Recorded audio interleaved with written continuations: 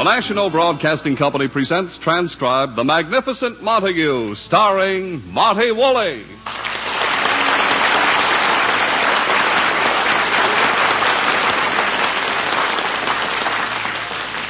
Edwin the Magnificent Montague, for the first time in his swashbuckling career, is living in fear. Mortal fear that his old theatrical friends of the Proscenium Club will find out his dark secret, that he, Montague, the giant of the Shakespearean stage, is now Uncle Goodhart, hero of an afternoon radio program. Especially now, since the Proscenium Club is honoring Edwin with a Silver Jubilee dinner for his 25 years in the theater. It is morning in the Montague apartment. His wife, Lily, and Agnes, the maid, are up waiting for Montague to arise. Agnes? Agnes. What is it, honey? Did you get Edwin's full dress suit out of the trunk? He'll be wearing it at his Silver Jubilee tonight. I got the suit out. I was just reading one of the newspapers the suit was wrapped in. One of the newspapers? Yeah, here. Look at the headline. Roosevelt sworn in as president.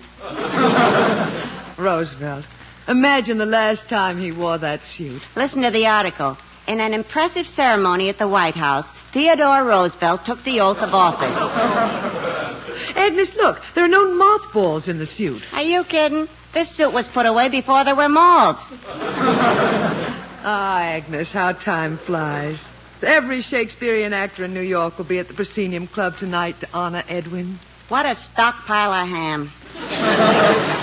Just imagine. Every distinguished actor on Broadway at that dinner. For Edwin. And a free meal. Agnes, it'll be thrilling. After dinner, everybody will file into the ballroom. And then form a conga line right down to the unemployment insurance office. Agnes, it's Edwin's Silver Jubilee. He's been in the theater 25 years. He deserves the honor. It was 25 years since I came to work here in the same house with him. And to think I gave up a job in the Siberian salt mines for this.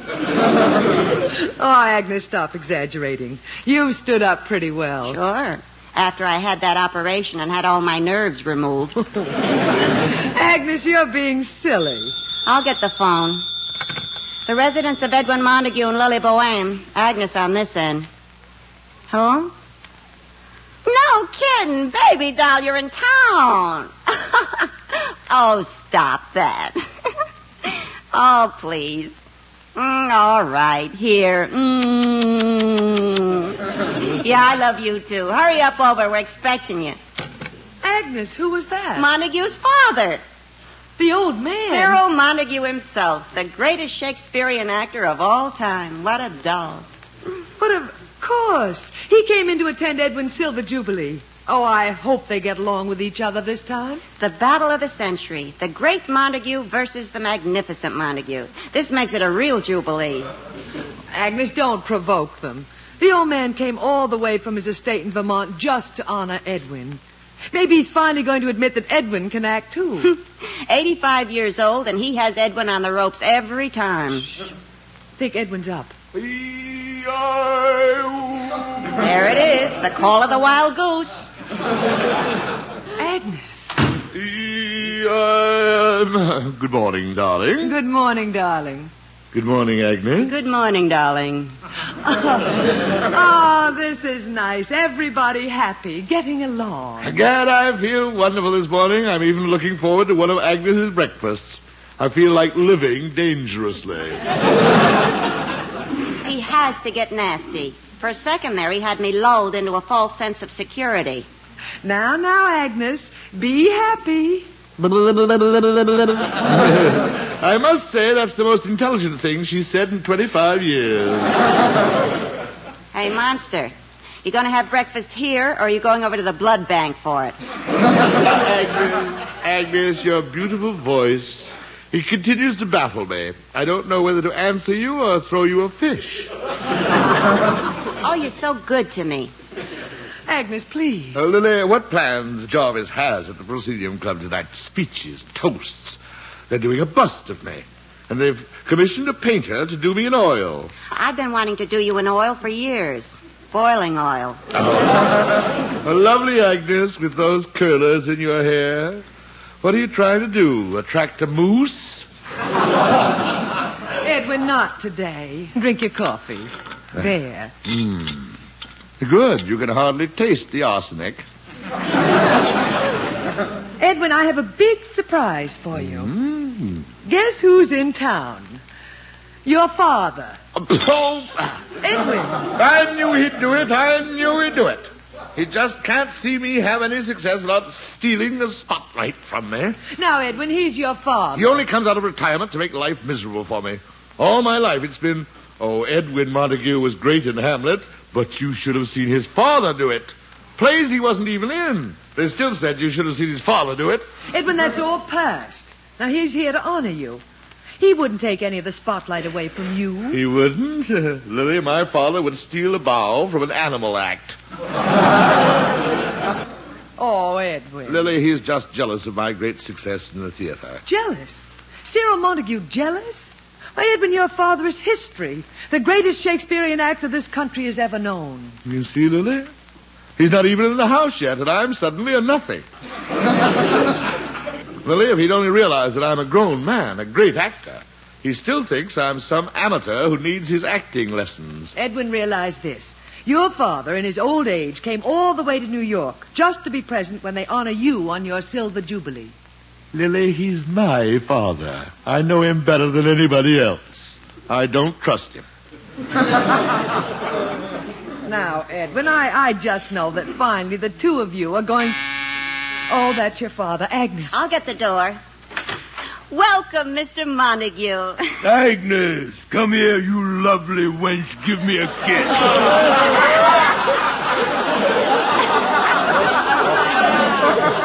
Let me go. Ow! He pinched me. Lily! Gad, you get more luscious each year. Hello, Dad. Kiss me, you little devil. Dad. Ooh. Watch yourself, honey. He's a pincher.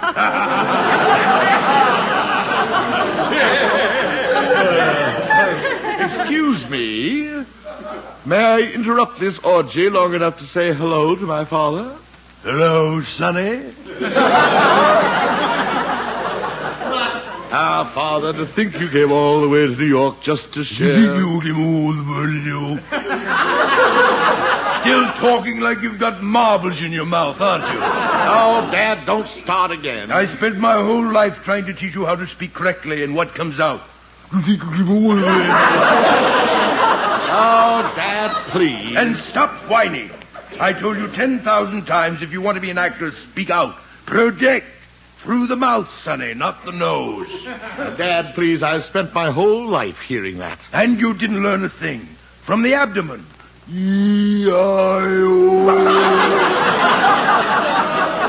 Not. You think you came all the way to the lovely door. Dad, sit down and have some breakfast with us. Yes, Dad, have breakfast. As Macbeth said, give to what... Pay attention, Sonny. Give to us our meat. Sleep to our nights, free from our feasts and banquets, bloody knives. Beautiful, Dad. Wasn't it, Edwin? Yeah. Agnes, you must be finished mutilating the breakfast by now. Bring it in. Here are the eggs, toast, sausages. Dig in, folks. Oh, here, let me help you, Dad. Thank you, Lily.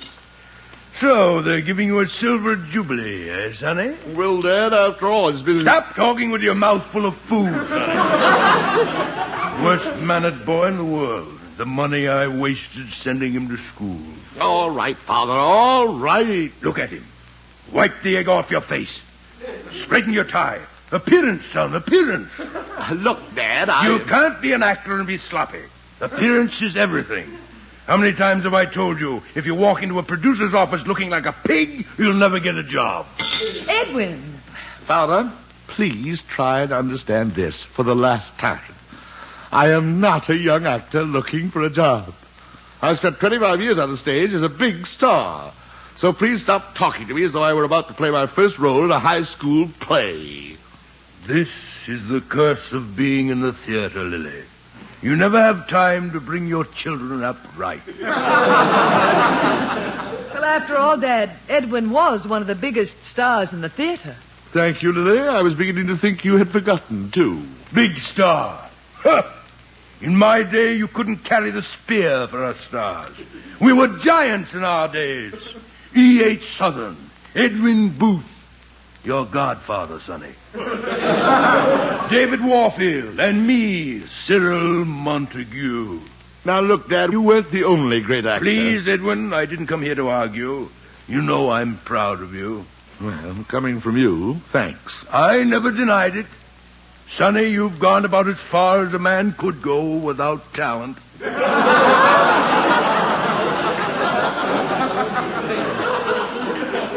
Oh, how I love this man. I'm not going to sit here and listen to this. Edwin, stay here. Ah, Lily, I'll never forgive myself. I should have sent him to dental school. Dental school? It's this tooth that hurts, Doc. Father, I'm not a baby. I'm a grown man. I'm 43 years old. 43?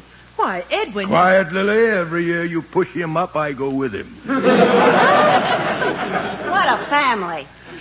Oh, now let's talk. We've got so many things to talk about. Jarvis, the president of the Proscenium Club, is coming up here to discuss final plans for Edwin's Jubilee. Jarvis, that little scamp. Why, he was one of my pages when I did King Richard III. Now there's a boy that made a name for himself in the theater. Jarvis, Dad, Jarvis always played second leads to me. I was the star. I know, Sonny. It was my name that did it for you. Lily, what am I to do? Now, Dad, stop badgering Edwin. I'll get the door. It's Jarvis. Agnes, is he here? Here I am, Jarvis, old friend. I meant your father, Mr. Cyril. Has he arrived yet? How did you know? Jarvis, my lad. Oh, it's the master. Jarvis, stop slobbering and get off your knees. Rise, Jarvis. I still remember, Mr. Richard. I still remember Edwin and I with you in Hamlet. Scene 2. Let's do it. And now, Laertes, what's the news with you? You told us of some suit. What is it, Laertes? My dread lord, your leave and favor to return to France to show my duty in your coronation. Have you your father's leave? What says Polonius? He hath the Lord wrung from me my soul.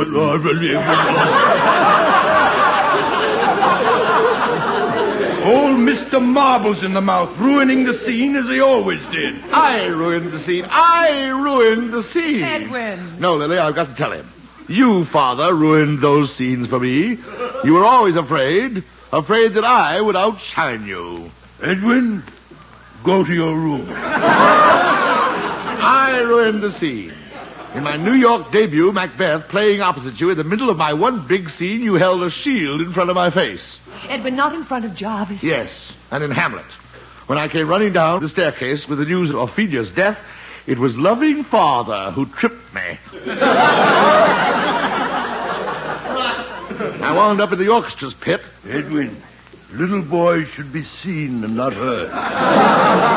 Away with this false pretense. Father, the play is over. Let's face facts. I was a greater star than you ever were. Edwin. Montague. Your father was the master. Forgive him, Mr. Cyril. You see, Jarvis, little minds, little people. Edwin Montague, apologize to your father. Oh, Dad, I don't know what got into me. I've been on edge for some time. I'm sorry. That's all right, son. I said the same thing to my father when he stepped on my toga as I was exiting in Julius Caesar. Father, I'm really thrilled that you came to be with me tonight. Well, Jarvis, are the plans all ready? Oh, yes. Thank heavens your father's telegram arrived in time. My father's telegram? Yes, we had time to change everything. Change everything about my silver jubilee? Montague, it's going to be a golden jubilee. Golden? Yes, in the nick of time, your father let us know that this was his 50th year in the theater. Tonight, Montague, we're celebrating his golden jubilee. No, I won't stand for it. It was supposed to be my silver jubilee. Edwin. Stop that whining. Montague, how could you think of being honored when it's the master's golden jubilee? Jarvis, would you please go? But Montague. Go, faithful Jarvis. I go. Good night, sweet prince. Now look, Sonny.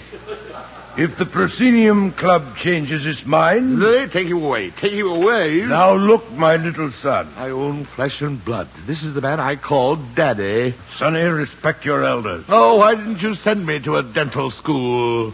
Now, Edwin. Please, Lily, I want to be alone. Oh, Agnes, get the door. Okay.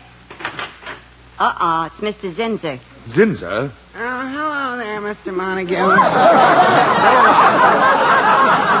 Never mind, Zinser. Never mind. See you later. Yeah, but I just came from the radio station. No, Mr. Zinser. We changed our mind. We don't want to buy any radio. Radio? I brought you the script for your radio program. No. Radio program? Look, Dad. Let me see that script, young man. Oh, it's a Jim Dandy. Uncle Goodhart saves a little old... Never mind, Zinser. Wait. Uncle Goodhart. Well, sure. Mr. Montague's Uncle Goodhart on the radio. My son, a Montague? On radio? Oh. Quick, Edwin, he's fainted. Agnes, water. I'll get smelling salts. Gosh, he must be a real fan of yours, Mr. Montague. Zinser, get out. Don't hit me. Out. Oh, dear, what did I do now? Here, Dad, drink this. Never mind. Please. I want to speak to my son. Alone. Come, Agnes. Coming. Father, Quiet. Radio, is it? Edwin, when I leave your house in a few moments, it will be for the last time.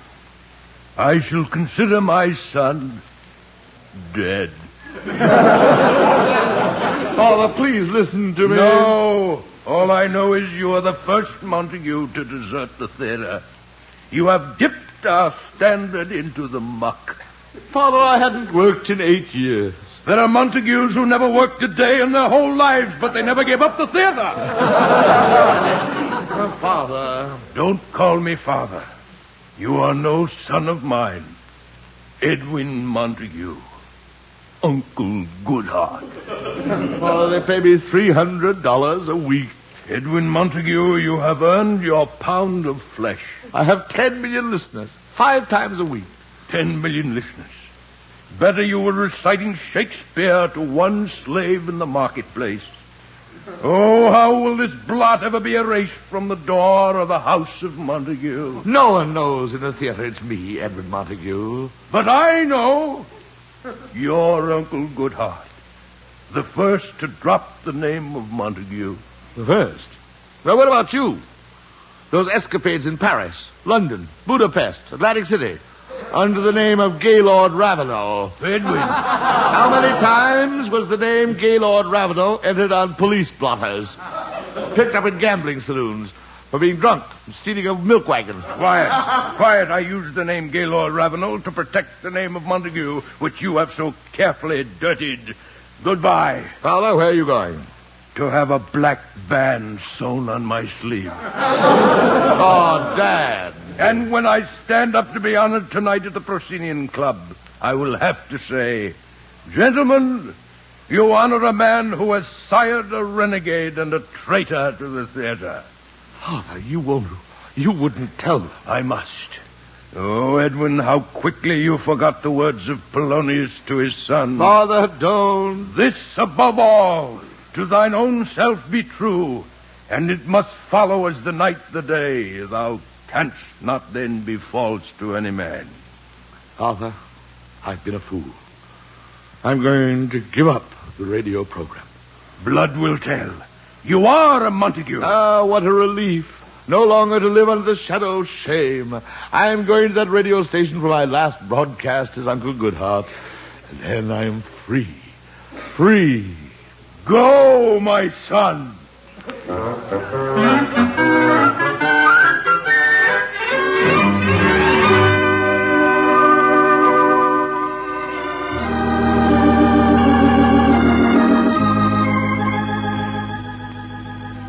And so, dear listeners, we leave Melissa looking at Ronald as the prison gates close behind him, not to reopen for 55 years. And little does Melissa know that her own brother was the one who planted those stolen jewels inside Ronald's Christmas turkey. So much for Ronald and Melissa until tomorrow. Tomorrow, dear listeners, your Uncle Goodhart may not be here in his little cottage on the sunny side of the lane. Yes, your Uncle Goodhart may go broke, but he has found that money cannot buy a clean conscience. And so goodbye, dear housewives. No matter who is your Uncle Goodhart tomorrow, remember, always keep your eye high into the sun and light.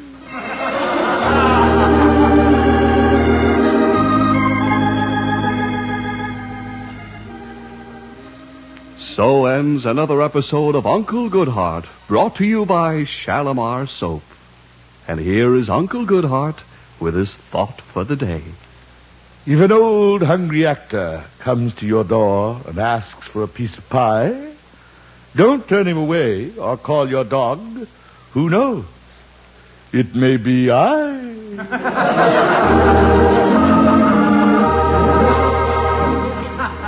Okay, Mr. Montague, you're off the air. For the last time. God, I can breathe again. Mr. Montague, what was that you said at the end of the program, that you weren't coming back on the air? You shouldn't scare people like that. Gentlemen, I am through. I am quitting. Quitting? Did you say quitting? Zinzer, did he say quitting? I heard him say quitting. Did you say quitting, Mr. Montague? Yes, I said quitting. Through. Finished. Is it something Zinzer did? Zinzer, did you do something? Did I do something? I didn't do anything. Quiet! Mr. Montague, what will Shalimar Soap do without you? They will continue to pass off that latherless mess on the unsuspecting public. But, Mr. Montague, think of your listeners. What will happen to them without Uncle Goodhart to guide them? Let them go en masse to just plain Bill. Mr. Montague. Oh, no. Mr. Montague, we were going to surprise you. The sponsor wanted me to give you this new contract. He'd double your salary. $600 a week. 600. Death, where is thy sting? Well, Mr. Montague? The name of Montague. $600 a week. Please, you gotta stay, Mr. Montague.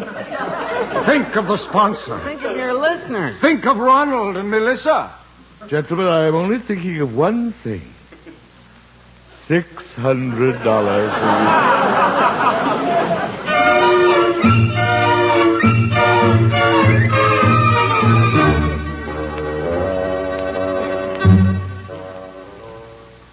Agnes, are you sure that's what they said at the radio station when you called? That's it. They said he left over 3 hours ago, mumbling something. Well, what could have happened to him? He has to dress for Dad's Golden Jubilee. Oh, that must be Edwin. Come in. Oh, it's you, Dad. Yes, it is. Spent all afternoon wanting to go into a theater to see a play. Nothing to see. Young pups like Maurice Evans, John Gielgud, Cedric Hardwick. Egad, the theater's become a refuge for chorus boys. Where's Sonny? I'm worried. He should have been home hours ago. Oh, come in. It's him. Thank heavens. Hello, Edwin. Hello, 600... I mean, hello, Lily, Agnes, Dad. Well, Edwin, do you come to me with clean hands, son? Well, Father... Did you quit, my boy? Well, not exactly. My boy is dead. No, Father, I was tempted by money. I couldn't tell them then, but they will be up here any minute. I asked them to come for an answer. I've been walking around all day thinking of the answer. And that answer, my son? No, I'm through with radio. I shall remain true to my heritage, the theater. My son has come back to me. I have not taught him in vain. Dad. Oh, that's Springer and Zinzer, the men from radio. Radio? I shall have to leave the room. I understand, Dad. I understand. I may become violent when I see face to face the beasts who have corrupted my boy. Come, Dad. We'll wait in the den. Come in.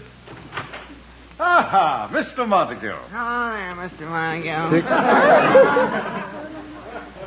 600. Oh, hello, Springer. Zinzer. Well, here we are, Mr. Montague. Have you decided? Yes, gentlemen, I'm quitting. That's final. Well, I guess that's that. Yeah, well, it's lots of fun, Mr. Montague.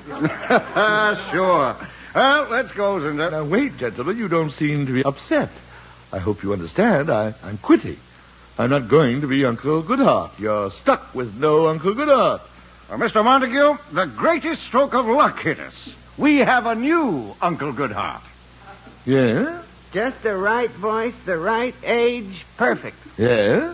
And, confidentially, we've already signed him to a contract. He's working for only $400 a week. Yes, and who is this new paragon of radio? What was his name again, Zinder? Gaylord Ravenel.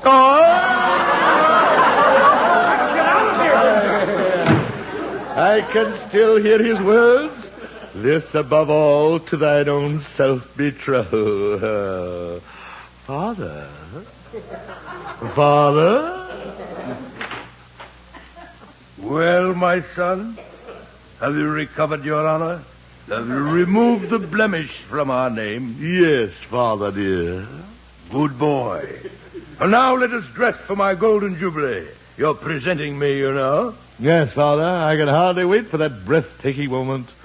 I cannot wait to say, ladies and gentlemen, faithful friends of the theater, may I present my father, Uncle Goodhart. What's wrong? Nothing at all. You wouldn't do that to your old father, your old flesh and blood. Whatever it is, he will. Very well. I'll tear up the contract. Is that what you want? And a promise in writing. In writing. Notarized. A promise that you will never mention the fact that you know that I am, and always will be, the original Uncle Goodhart. Very well. Thank you, Daddy, dear. Edwin, what is all this? Nothing, Lily, but when I think what my own father almost did to me... It's your own fault, son. My own fault? Yes. No matter how many times I've tried to teach you, you just will not remember the golden rule of the theater. Never turn your back to another actor, especially if it's your own father. That's my pop.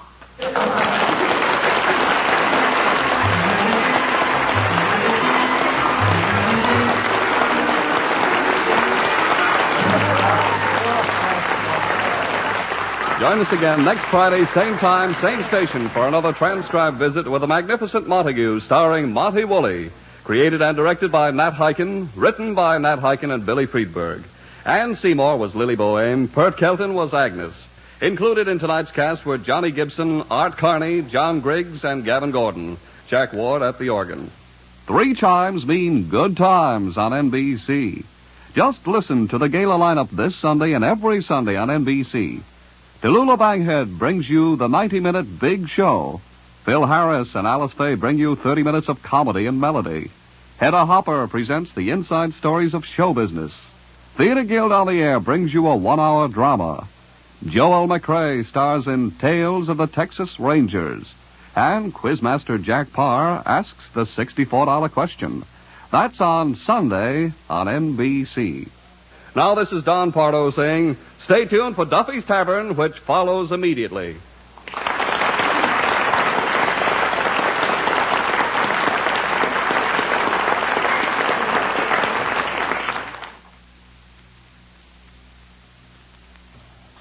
Now spend a pleasant interval at Duffy's Tavern, next on NBC.